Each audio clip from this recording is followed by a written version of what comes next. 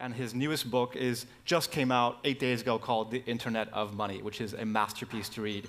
Please help me welcome Andreas Antonopoulos.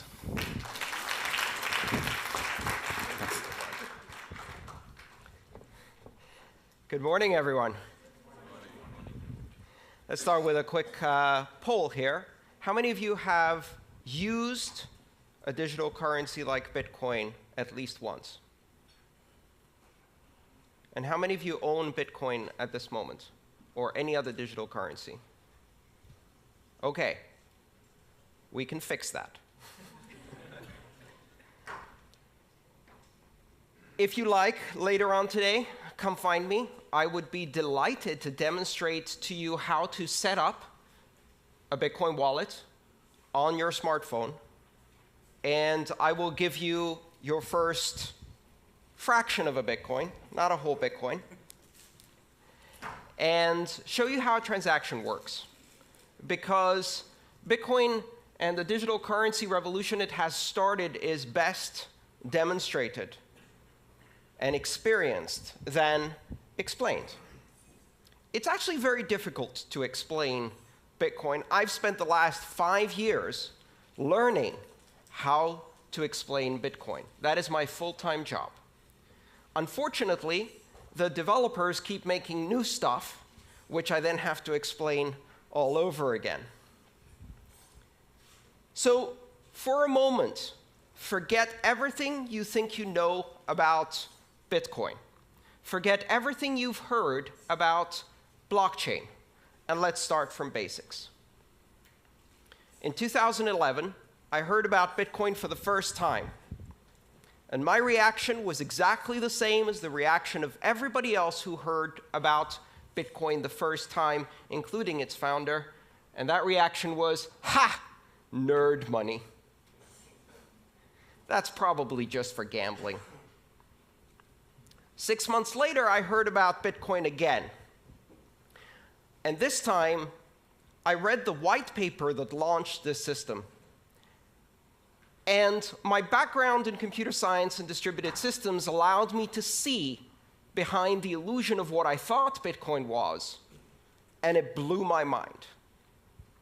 In my life, I have now had 6 occasions in which I have become absolutely obsessed with a system of technology to the point of forgetting to eat, forgetting to sleep, and consuming as much knowledge as I possibly can. My first computer, when I was 10 years old, my first programming language experience, my first modem, my first access to the web, the first time I used the web browser, the first time I downloaded and installed the Linux operating system, and then Bitcoin. When I've discovered it, I spent 4 months consuming as much as I could, except food. I lost 26 pounds on the highly inadvisable diet of obsession.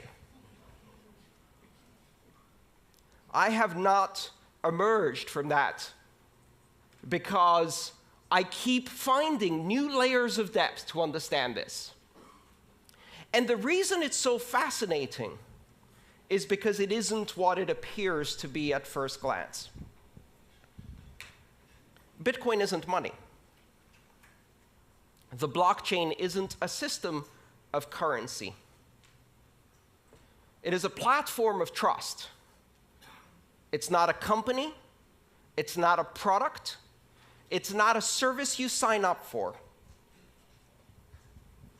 It's not a currency. Currency is just the first application.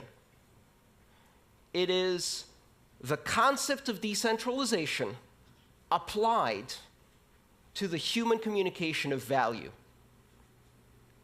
Because what is money? InQ told us it's an illusion. It's imaginary. And the reason we don't grasp that is because it's so deeply embedded in our civilization. Money is one of the oldest technologies that humanity has. It precedes writing. How do we know that? The very first samples of writing we have are spreadsheets.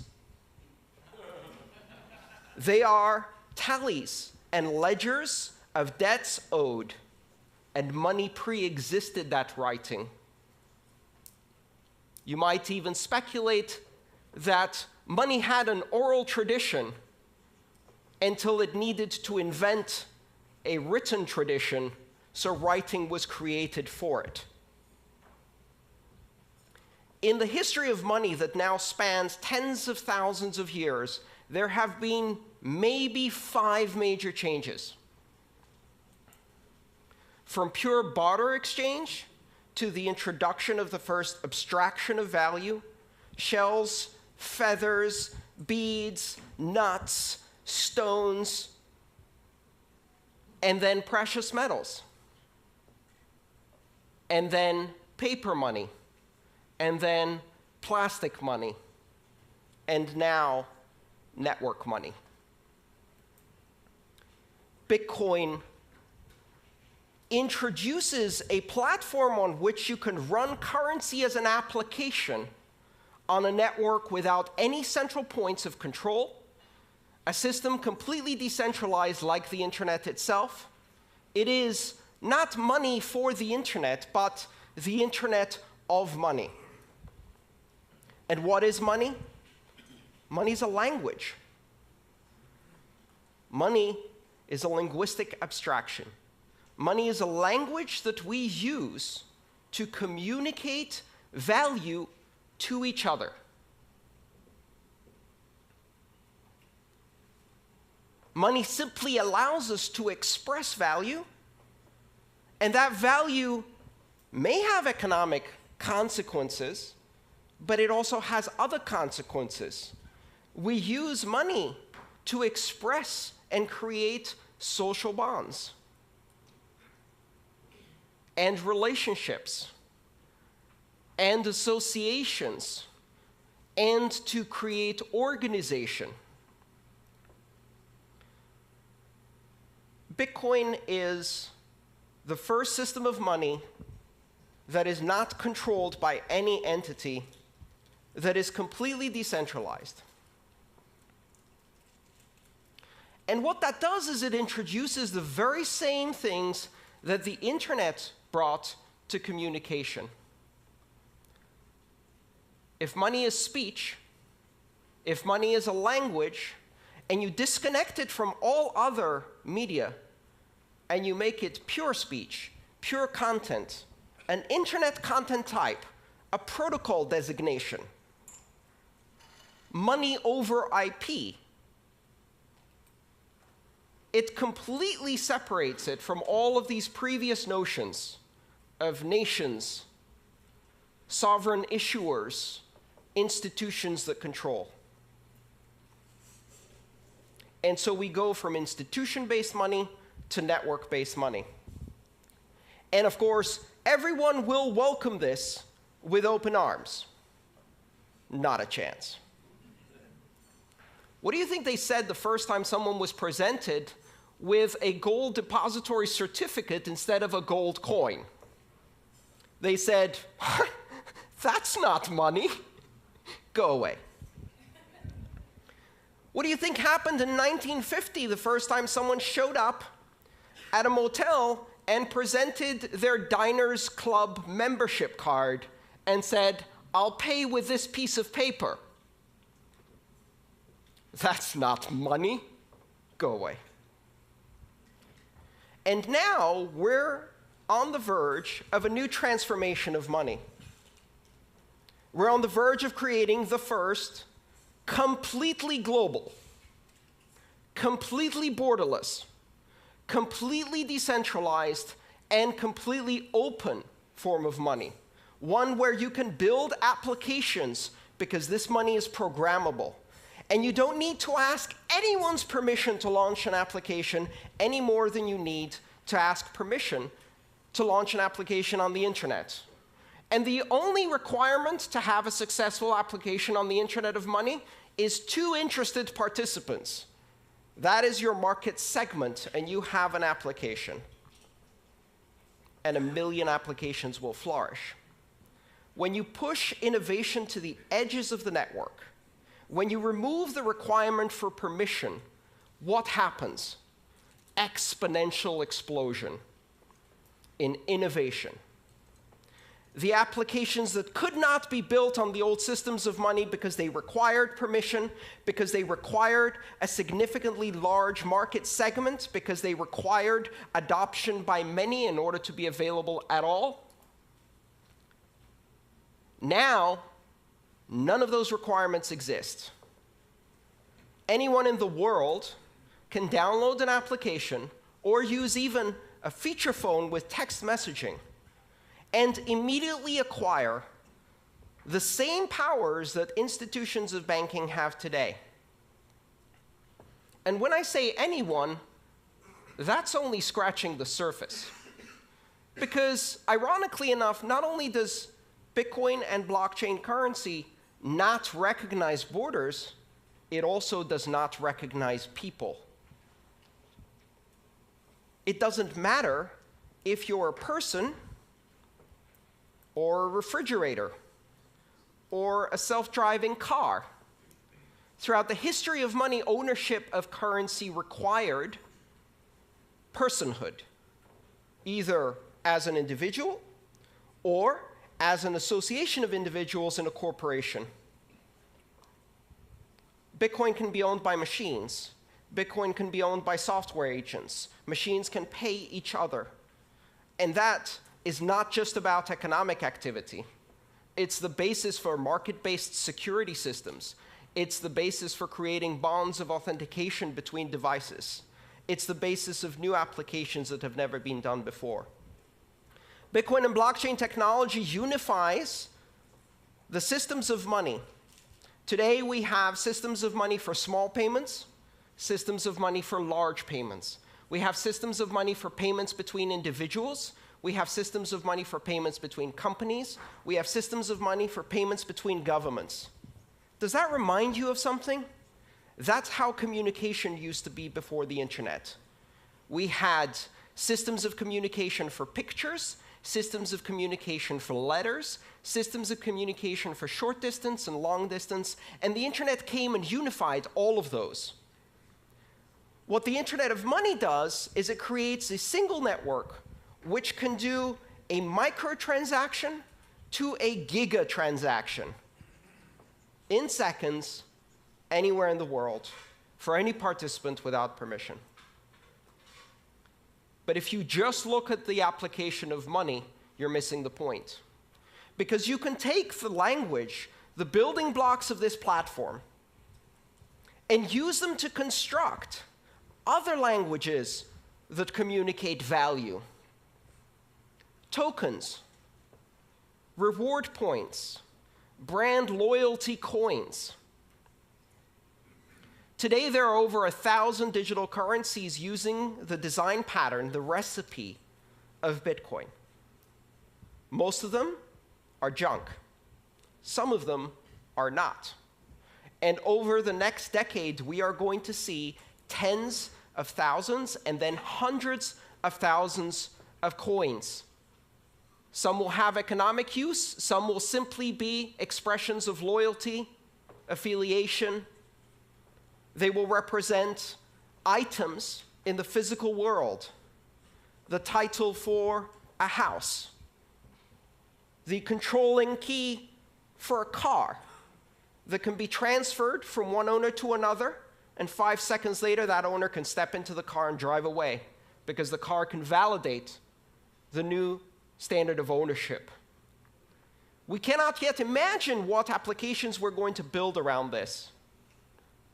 But one of the interesting things we're beginning to observe is that money arises out of the social construct of Homo sapiens spontaneously. It even arises in primates. You can teach monkeys money. You can teach dolphins money. You can teach greys, parrots, money. And they will learn how to exchange abstract tokens for food and then use them to build social relationships. They'll also invent strong-arm robbery. Beat up the other monkey, take away its pebbles, eat the bananas. And we see that same thing happen in children. Toddlers invent money in kindergarten. Blocks and rubber bands and Pokemon cards and other little tokens, abstractions of value that they exchange to strengthen social bonds, to express loyalty and friendship, to learn about sharing. Children will be building currencies. Only this time, these currencies will be global, unforgeable, and scalable on day one. A few years from now, Maria will be launching Maria Coin in her kindergarten to compete against Joey Coin. And it won't really matter to anyone. Until, of course, Justin Bieber launches Justin Bieber Coin, and it happens to surpass the market capitalization of 30 nations on this planet. And we are all writing horrified opinion editorials about how the world is going to hell.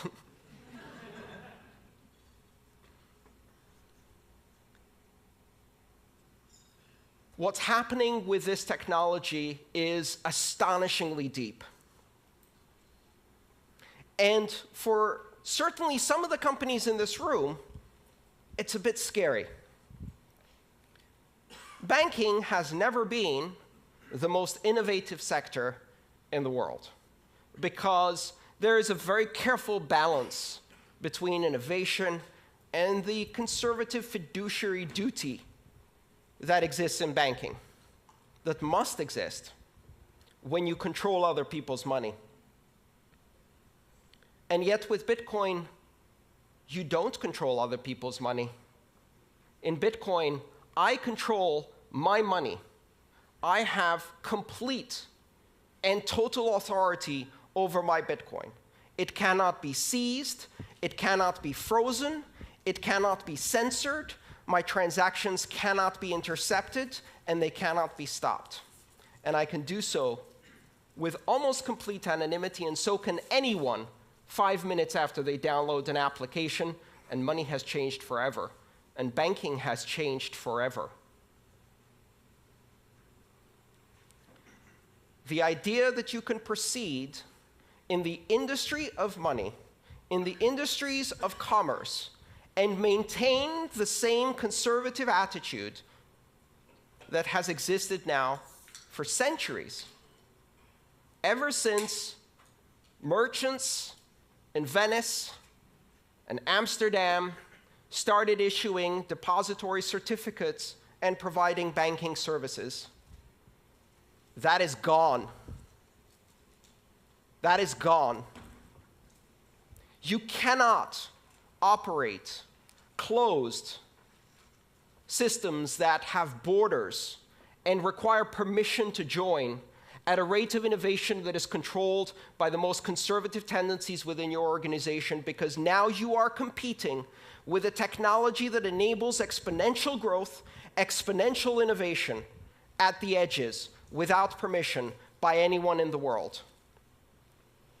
And it's not about anyone in this room. Why? We represent the privileged elite.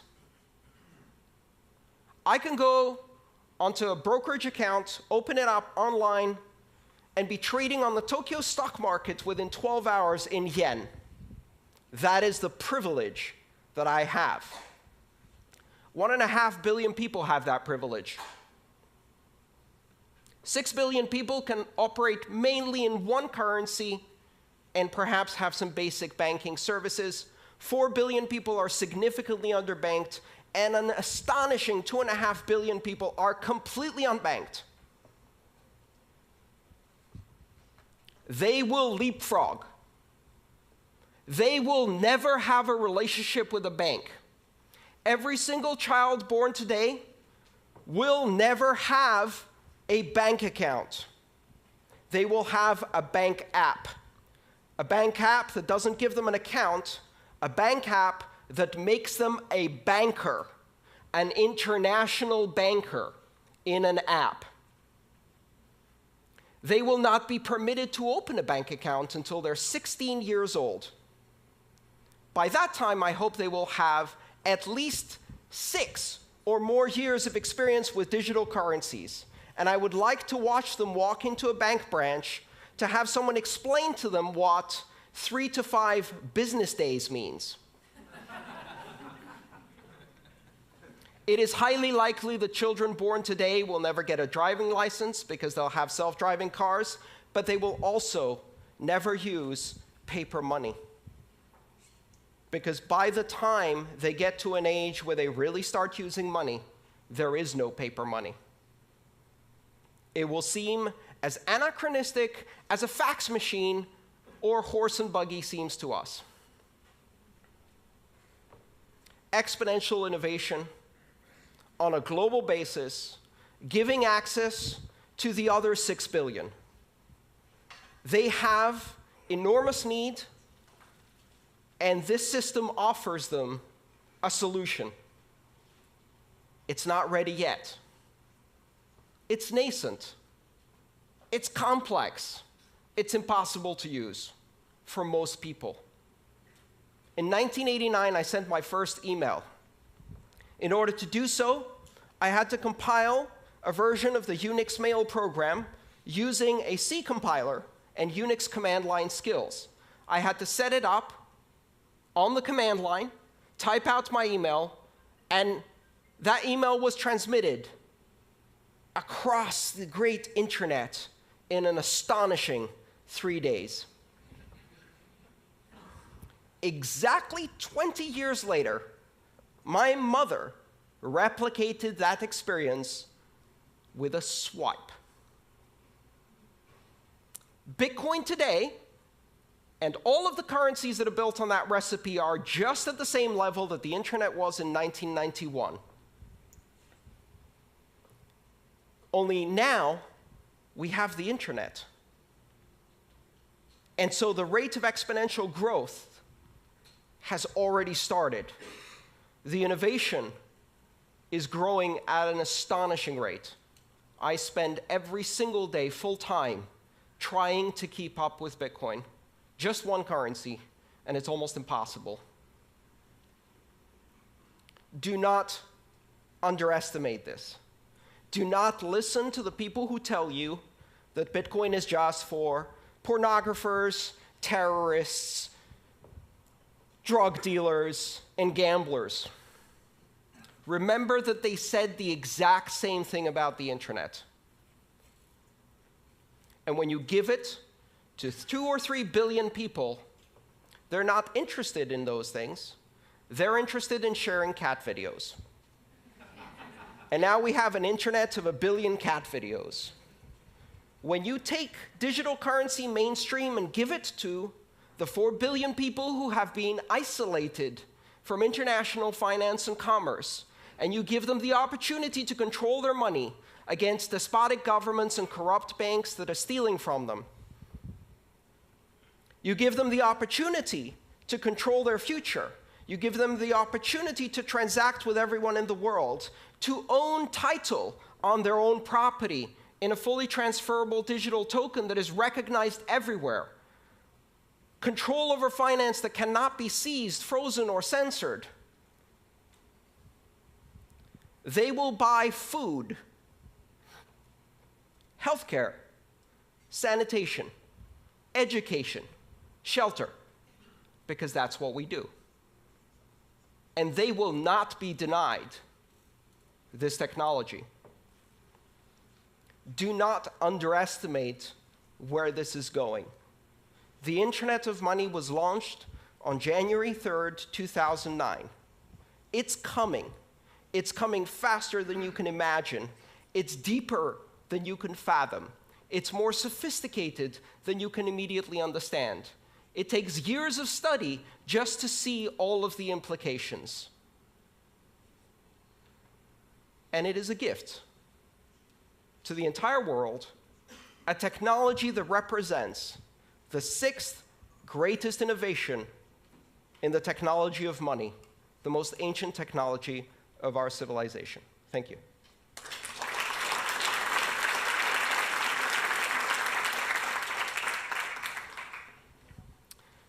Shall we do some questions? We've got plenty of time for questions. Christian.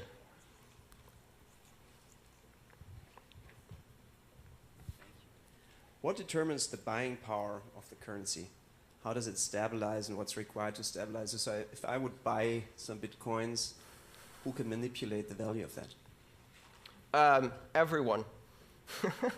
The buying power of Bitcoin is determined in exactly the same way that the buying power of the euro, the British sterling, the Japanese yen, or the US dollar is determined through market forces of supply and demand in international liquid markets that operate around the clock. One of the fundamental differences is that Bitcoin trading never ceases. Has been going continuously for 7 years. The network never stops. Every 10 minutes, Bitcoin's heart beats, and transactions are processed. The exchanges never close. There is no closing price for Bitcoin. It is a rolling average. And in that trading, a market capitalization of approximately $12 billion is now traded internationally. What is $12 billion for a global currency? It's a guppy swimming in shark-infested waters. And every trader, every whale goes in there and just kicks that price around. So right now, the experience of living on Bitcoin, which I have been doing full-time for more than 3 years, is a roller coaster. It's an absolute roller coaster. I've seen shifts of 20 or 30% in a day. And yet, if you look at the long-term trend, volume goes up, transactions go up, and volatility keeps dropping. And the beauty of it is, I can't sell that to an American. I can't sell that to a Brit. I don't need to sell it to an Argentinian. I don't need to sell it to a Brazilian.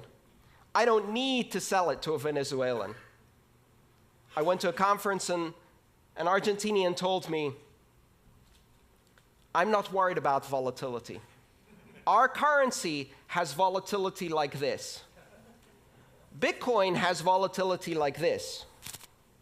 I'd rather be going in that direction. And you don't need to tell them why. Their government threw people out of airplanes not more than 35 years ago for disagreeing. They already know why the separation of state and money is a good idea. And so volatility is relative.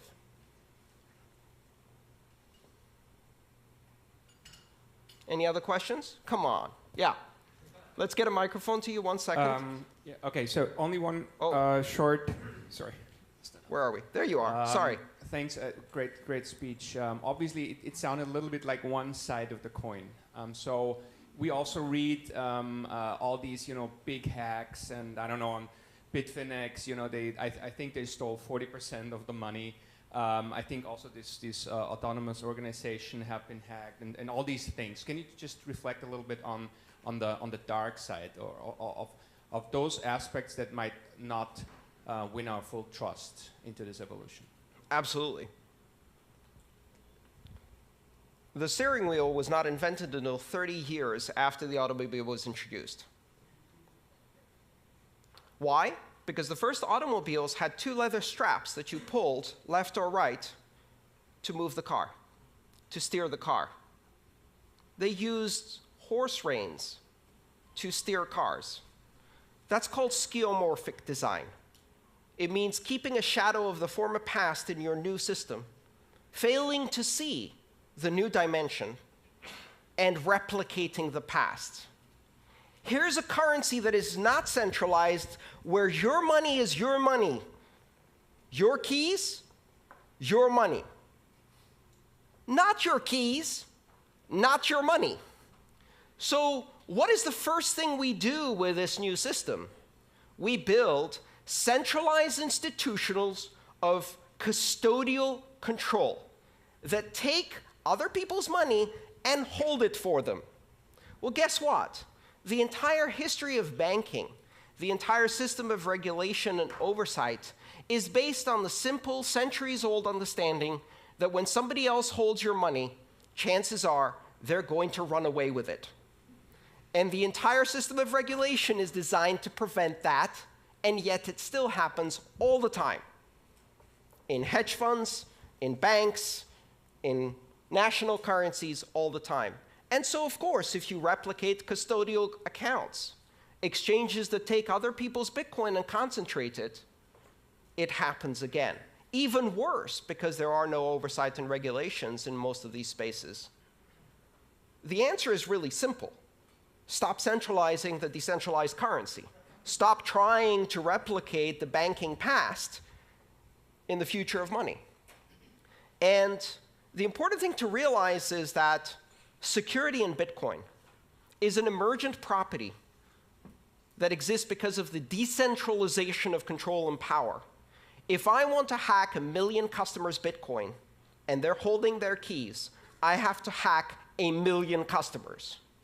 If they all give their keys to one person or one organization, then we've got a honeypot. A honeypot that attracts the attention of every hacker on the planet. And notice what's happened. Over 7 years, and with a market capitalization of $12 billion, Bitcoin is the largest cryptographic deployment in the world, the largest public key infrastructure in the world, the largest security honeypot in the world. And it is not secure because it doesn't get attacked. It is secure because it generates immunity by being attacked all the time, 24 hours a day by the most sophisticated attackers this planet has.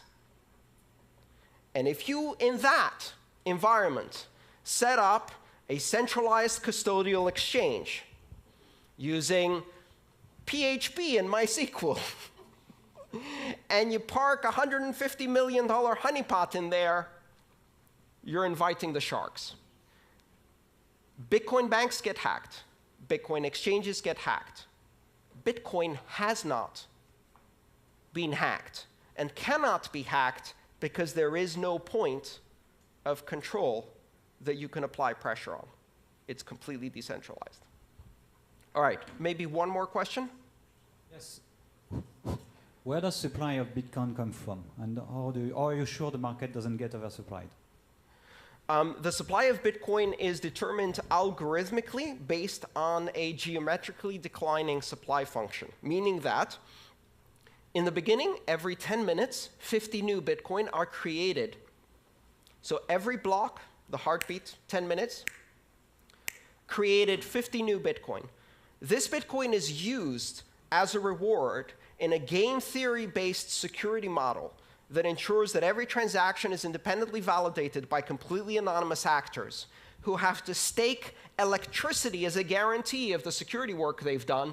And if they succeed in doing the security work of validating transactions correctly, they earn as a reward, based on a probabilistic return, that reward, 50 Bitcoin every 10 minutes. That's how currency is introduced into the economy. Every 4 years, it gets cut in half. 50 to 25 in November of 2012. And this year in July, this past July, we had our second halving event, which was celebrated with birthday parties all over the world. And Bitcoin's reward went from 25 to 12.5 Bitcoin. As a system, it's designed to have a monetary policy that is purposefully deflationary and simulates the issuance of precious metals. It gets harder and harder and harder to mine gold at greater and greater and greater cost. And Bitcoin is the same. The idea being that less and less is issued over time. If you follow that geometric curve, at some point you reach the end. In the year 2141, Bitcoin is no longer issued. 21 million coins is the asymptotic cap. It will never reach 21 million coins. That is part of the protocol. It is an unchangeable part of the protocol, and it is a rule enforced by every system that participates in the Bitcoin network. It is meant to be sound money, but it's not the only monetary policy that exists. There are several other currencies that implement different monetary policies.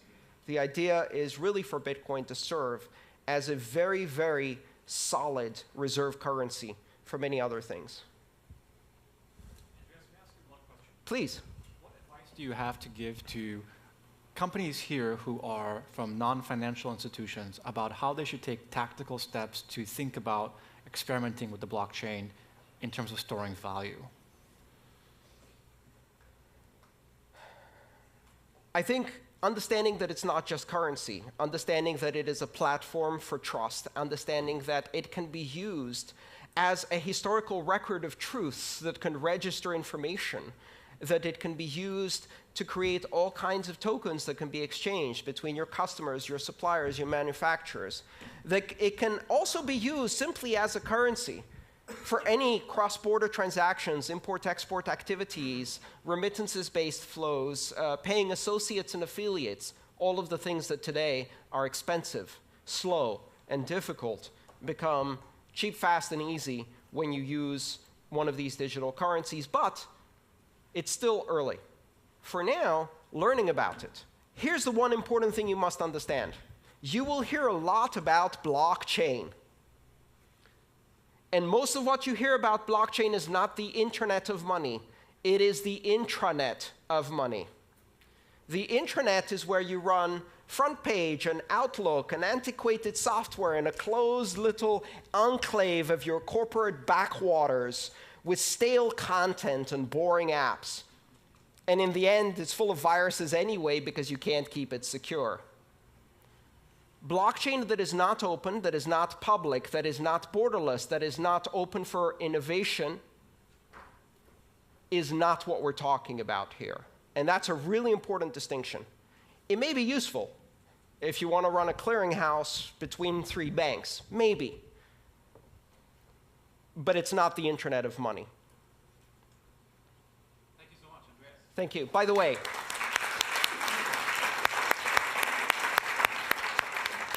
everybody who asked a question gets a free copy of my book. Come and see me in the back there. Thank you so much. Thank you.